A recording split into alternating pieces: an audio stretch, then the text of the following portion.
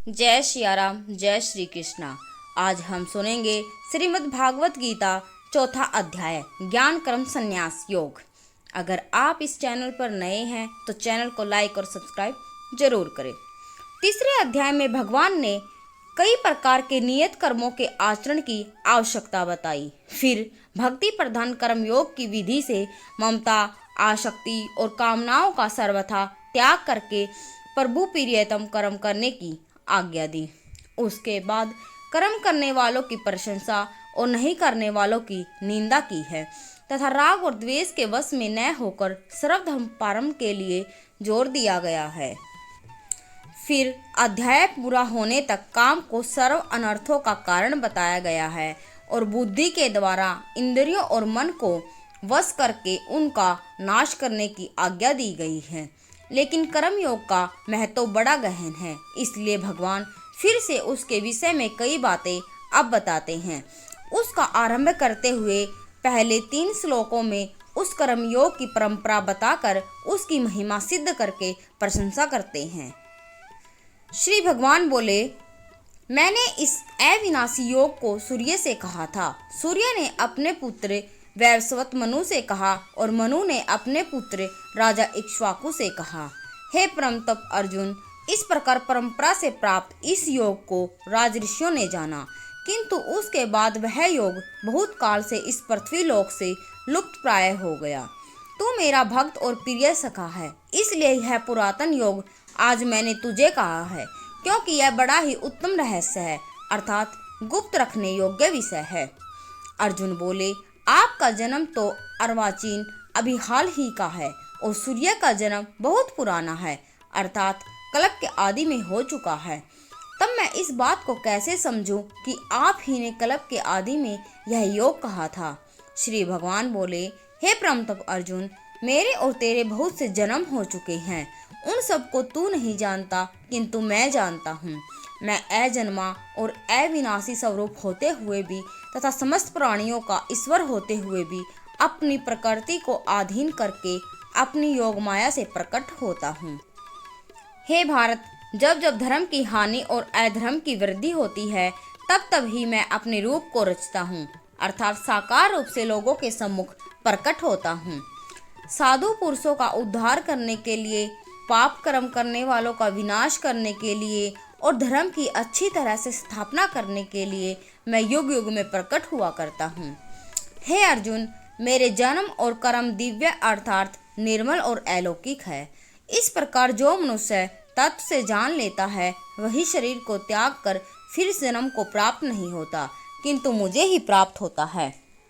पहले भी जिनके राग, भय, क्रोध सर्वथा नष्ट हो गए थे और जो मुझ में अनन्य प्रेम पूर्वक स्थिर रहते थे, ऐसे मेरे आश्रित रहने वाले बहुत से भक्त उपयुक्त ज्ञान रूप तप से पवित्र होकर मेरे स्वरूप को प्राप्त हो चुके हैं। हे अर्जुन, जो भक्त मुझे जिस प्रकार भजते हैं मैं भी उनको उसी प्रकार भजता हूँ, क्योंकि सभी मनुष्य सब प्रकार से मेरे ही मार्ग का अनुसरण करते हैं। इस मनुष्य लोक में कर्मों के फल को चाहने वाले लोग देवताओं का पूजन किया करते हैं, क्योंकि उनके कर्मों से उत्पन्न होने वाली सिद्धि शीघ्र मिल जाती है। ब्राह्मण, क्षत्रिय, वैश्य और शूद्र, इन 4 वर्णों का समूह गुण और कर्मों के विभाग पूर्वक मेरे द्वारा रचा गया है। इस प्रकार उस सृष्टि रचनादि कर्म का कर्ता होने पर भी मुझ अविनाशी परमेश्वर को तू वास्तव में अकर्ता ही जान। कर्मों के फल में मेरी स्पृहा नहीं है, इसलिए मुझे कर्म लिप्त नहीं करते। इस प्रकार जो मुझे तत्व से जान लेते हैं वह भी कर्मों से नहीं बनता। पूर्व काल में मुमुक्षुओं ने भी इस प्रकार जानकर ही कर्म किए हैं, इसलिए तू भी पूर्वजों द्वारा सदा से किए जाने वाले कर्मों को ही कर। कर्म क्या है और अकर्म क्या है, इस प्रकार इसका निर्णय करने में बुद्धिमान पुरुष भी मोहित हो जाते हैं। इसलिए वह कर्म तत्व में मुझे भली भांति समझा कर कहूँगा, जिसे जानकर तू अशुभ से अर्थात कर्म बंधन से मुक्त हो जाएगा। कर्म का स्वरूप भी जानना चाहिए और अकर्म का स्वरूप भी जानना चाहिए तथा विक्रम का स्वरूप भी जानना चाहिए, क्योंकि कर्म की गति गहन है। जो मनुष्य कर्म में अकर्म देखता और जो अकर्म में कर्म देखता है वह मनुष्यों में बुद्धिमान है और वह योगी समस्त कर्मों को करने वाला है।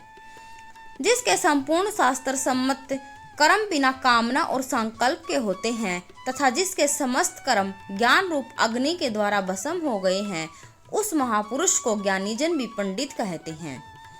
जो पुरुष समस्त कर्मों में और उनके फल में आसक्ति का सर्वथा त्याग करके संसार के आश्रय से रहित हो जाता है, जो परमात्मा में नित्य तृप्त है, वह कर्मों में भली भांति बरतता हुआ भी वास्तव में कुछ भी नहीं करता।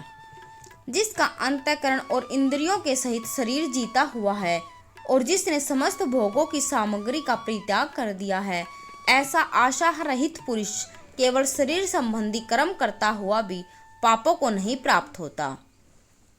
जो बिना इच्छा के अपने आप प्राप्त हुए पदार्थ में सदा संतुष्ट रहता है, जिसमें इच्छा का सर्वथा अभाव हो गया है, जो हर्ष शोक आदि द्वंद्वों में सर्वथा अतीत हो गया है, ऐसा सिद्धि और असिद्धि में सम रहने वाला कर्मयोगी कर्म करता हुआ भी उनसे नहीं बंधता।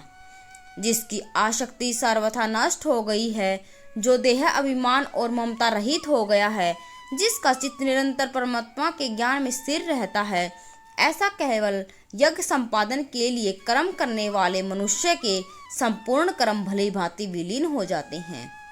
जिस यज्ञ में अर्पण अर्थात सुवा आदि भी ब्रह्मा है, जो हवन किए जाने योग्य द्रव्य भी ब्रह्मा है तथा ब्रह्म रूप कर्ता के द्वारा ब्रह्म रूप अग्नि में आहुति देना रूप क्रिया भी ब्रह्मा है, उस ब्रह्म कार्य में स्थित रहने वाले योगी द्वारा प्राप्त किए जाने वाले योग्य फल भी ब्रह्मा ही है। दूसरे योगी जिन देवताओं की पूजन रूप ब्रह्मा परमात्मा रूप अग्नि में अभेद दर्शन रूप यज्ञ के द्वारा ही आत्म रूप यज्ञ का हवन किया करते हैं। अन्य योगी जन श्रोत आदि समस्त इंद्रियों को संयम रूप अग्नियों में हवन किया करते हैं और दूसरे लोग शब्द आदि समस्त विषयों को इंद्रिय स्वरूप अग्नियों में हवन किया करते हैं। दूसरे योगी जन इंद्रियों को संपूर्ण क्रियाओं को और प्राण की समस्त क्रियाओं को ज्ञान से प्रकाशित आत्म संयम योग रूप अग्नि में हवन किया करते हैं। कई पुरुष द्रव्य संबंधी यज्ञ करने वाले हैं, कितने ही तपस्या रूप यज्ञ करने वाले हैं तथा दूसरे कितने ही योग रूप यज्ञ करने वाले हैं। कितने ही अहिंसादि तीक्ष्ण व्रतों से युक्त यत्नशील पुरुष स्वाध्याय रूप ज्ञान यज्ञ करने वाले हैं। दूसरे कितने ही योगी जन अपान वायु में प्राण वायु को हवन करते हैं। वैसे ही अन्य योगी जन प्राण वायु में अपान वायु को हवन करते हैं तथा अन्य कितने ही नियमित आहार करने वालों प्राणायाम प्राणायाम पुरुष प्राण और अपान की गति को रोककर प्राणों को प्राणों में ही हवन किया करते हैं। ये सभी साधक यज्ञों द्वारा पापों को नाश कर देने वाले और यज्ञों को जानने वाले हैं। हे कुरुश्रेष्ठ अर्जुन, यज्ञ से बचे हुए अमृत रूप अन्न का भोजन करने वाले योगी जन सनातन ब्रह्म परमात्मा को प्राप्त होते हैं और यज्ञ न करने वाले पुरुष के लिए तो यह मनुष्य लोक भी सुखदायक नहीं है, फिर परलोक कैसे सुखदायक हो सकता है। इसी प्रकार और भी बहुत तरह के यज्ञ वेद की वाणी में विस्तार से कहे गए हैं। उन सब को तू मन इंद्रिय और शरीर की क्रिया द्वारा संपन्न होने वाले जान। इस प्रकार तत्व से जानकर उनके अनुष्ठान द्वारा तू कर्म बंधन से सर्वथा मुक्त हो जाएगा। हे परमतप अर्जुन, द्रव्य में यज्ञ की अपेक्षा ज्ञान यज्ञ अत्यंत सर्वश्रेष्ठ है तथा यावन मंत्र संपूर्ण कर्म ज्ञान से समाप्त हो जाते हैं। उस ज्ञान को तू तत्वदर्शी ज्ञानियों के पास जाकर समझ। उनको भली भांति दंडवत प्रणाम करके उनकी सेवा करने से और कपट छोड़कर सरलता पूर्वक प्रसन्न करने से वे परमात्मा तत्व को भली भांति जानने वाले ज्ञानी महात्मा तुझे उस तत्व ज्ञान का उपदेश करेंगे, जिनको जानकर फिर तू इस प्रकार मोह को प्राप्त नहीं होगा। तथा हे अर्जुन, जिस ज्ञान के द्वारा तू संपूर्ण भूतों को निशेष भाव से पहले अपने में और पीछे मुझे सच्चिदानंद परमात्मा में देखेगा, यदि तू अन्य सब पापियों से भी अधिक पाप करने वाला है तो भी तू ज्ञान रूप नौका के द्वारा निसंदेह संपूर्ण पाप समुद्र से भली भांति तर जाएगा। क्योंकि हे अर्जुन, जैसे प्रज्वलित अग्नि ईंधनों को भस्म कर देती है, वैसे ही ज्ञान रूप अग्नि संपूर्ण कर्मों को भस्म कर देती है। इस संसार में ज्ञान के समान पवित्र करने वाला निसंदेह कुछ भी नहीं है। उस ज्ञान को कितने ही काल में कर्मयोग के द्वारा शुद्धांतकरण हुआ मनुष्य अपने आप ही आत्मा में पा लेता है। जितेंद्रिय, साधन परायण और श्रद्धावान मनुष्य ज्ञान को प्राप्त होता है तथा ज्ञान को प्राप्त होकर वह बिना विलंब के तत्काल ही भगवत प्राप्ति रूप परम शांति को प्राप्त हो जाता है। विवेकहीन और श्रद्धा रहित संशय युक्त मनुष्य परमार्थ से अवश्य भ्रष्ट हो जाता है। ऐसे संशय युक्त मनुष्य के लिए न तो यह लोक है, न परलोक है और न ही सुख ही है। हे धनंजय, जिसने कर्मयोग की विधि से समस्त कर्मों को परमात्मा में अर्पण कर दिया है, जिसने विवेक द्वारा समस्त संशयों का नाश कर दिया है, ऐसे वश में किए हुए अंतःकरण वाले पुरुष को कर्म नहीं बांधते। इसलिए हे भरतवंशी अर्जुन, तू हृदय में स्थित इस अज्ञान जनित अपने संशय का विवेक ज्ञान रूप तलवार द्वारा छेदन करके समतत्व रूप कर्मयोग में स्थित हो जा और युद्ध के लिए खड़ा हो जा। इस प्रकार उपनिषद, ब्रह्म विद्या और योग शास्त्र रूप श्रीमद् भागवत गीता के श्री कृष्ण अर्जुन संवाद में ज्ञान कर्म संन्यास योग नामक चतुर्थ अध्याय संपूर्ण हुआ। धन्यवाद। अगर आपको हमारी वीडियो पसंद आए तो वीडियो को लाइक जरूर करें और चैनल को सब्सक्राइब जरूर करें। धन्यवाद। जय सिया राम, जय श्री कृष्ण।